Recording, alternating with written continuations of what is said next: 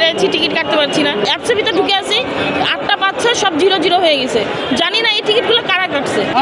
খুবই কষ্ট হচ্ছে, কারণ এটা দেখুন মহিলাদের এবং প্রতিবন্ধীদের সংরক্ষিত কাউন্টার, কিন্তু মহিলা দেখেন আমরা 3-4 জন আছি, কিন্তু লাইনে দাঁড়িয়ে আছি।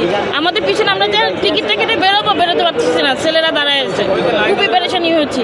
আর এই টিকিটটা আমরা অনলাইনে কাটতে চেয়েছিলাম 10 দিন আগে থেকে, কিন্তু 8টার সময় টিকিট ছাড়বে, 8টার আগে থেকে অনলাইনে দাঁড়িয়ে আছে, মানে অ্যাপসের ভিতরে ঢুকে আছি, 8টা বাচ্চা সব 0 হয়ে গেছে। জানি না এই টিকিটগুলো কারা কাটছে।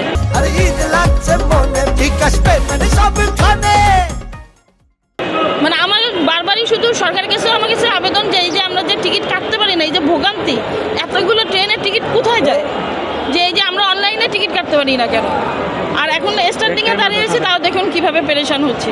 তো যদি সরকার যদি এটাকে আরেকটু মানে এখানে হচ্ছে তাদের দৃষ্টি আকর্ষণ করিয়ে তাদেরকে যেন আমরা অনলাইনে টিকিটটা সঠিকভাবে যেন পাই। 8টা বাজলো, আমাদের বলে দিচ্ছে 10 দিন আগে আমরা টিকিট কাটবো, 8টা বাজলে আপনার টিকিট ছাড়া হবে। তাহলে 8টার সময় কেন 8টা একে আমরা কেন টিকিট সব 0 হয়ে যাবে? এটা তো ইম্পসিবল না, 8টা 1 মিনিটেই আপনার সব টিকিট 0 হয়ে যেতে পারে, তাই না? তো এই ব্যাপারগুলো আমরা খুবই পেরেশান। আর যেহেতু এখন আমাদের বাসে অনেক দুর্ঘটনা ঘটছে, একমাত্র ট্রেনই আমাদের সেফ জোন যাতায়াত করার জন্য।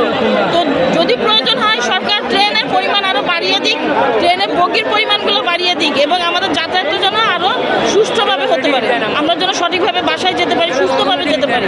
দেখুন এখানে আমরা অনেকক্ষণ ধরে প্রায় একজনই সে আপনার প্রায় 1 ঘন্টা, আধা ঘন্টা, 1 ঘন্টার উপরে এখানে দাঁড়ানো, কোনোভাবে টিকিটে যাচ্ছেন। ইভেন আপনি নিজেও দেখতে পাচ্ছেন আমরা যে লাইনটা দাঁড়ায় আছি, এই লাইনটা মেয়েরা টিকিট কেটে বের হবে, কিন্তু আমরা আছি 4-5 জন, আমাদের লাইনে আবার ছেলেরা আছে।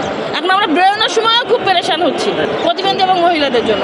এখানে কি ম্যাক্সিমাম পুরুষ ঢুকে যাচ্ছে কিনা? জি, পুরুষ ঢুকে যাচ্ছে। এখন সামনে যিনি বসে আছেন তিনি তো এখন সামনে মানুষটাকে বলতেছে হ্যাঁ টিকিট নেন, ওখান থেকে তো কোনো কিছু বলছে না যে এটা মহিলাদের টিকিট, এখানে ছেলেদের টিকিট দেওয়া হচ্ছে না, আপনারা অন্য কাউন্টারে যান। দেখেন এখানে কতগুলো কাউন্টার আছে, 6-7টা কাউন্টার, একটা মাত্র মহিলাদের জন্য কাউন্টার রেখেছে, কিন্তু সেই একটা কাউন্টারে এত পেরেশান হচ্ছে।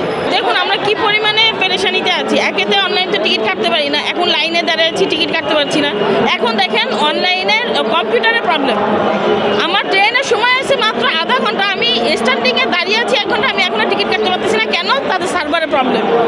তাহলে এইভাবে হলে এখন যদি আমি ট্রেনে উঠে যাই টিকিট ছাড়া, ঠিকই টিটি আমার কাছ থেকে টিকিটের ভাড়া তো নিবে, সাথে আরও 200 টাকা আমার এক্সট্রা জরিমানা নিবে। তাহলে এই যে আমরা ভোগান্তি করতেছি এটা কেন? তাহলে তারা এটা করুক, টিটি যখন ট্রেনে উঠবে তা আমাদেরকে টিকিট দিক, কোনো ইয়ে নিবে না, এক্সট্রা কোনো টাকা নিবে না, তাহলে আমরা এখানে ভোগান্তি আমাদের করতে হয় না। আর যদি এগুলো না হয়, আমাদের যদি টিকিট প্রপারলি কাটতে হয়, কারণ আপনারা ট্রেনে ওঠার আগে অ্যানাউন্স করেন যে আপনারা টিকিট ছাড়া ট্রেনে উঠবেন না। তো টিকিট ছাড়া ট্রেনে উঠবেন, আমরা তো টিকিট নেওয়ার জন্য দাঁড়িয়ে আছি, আমরা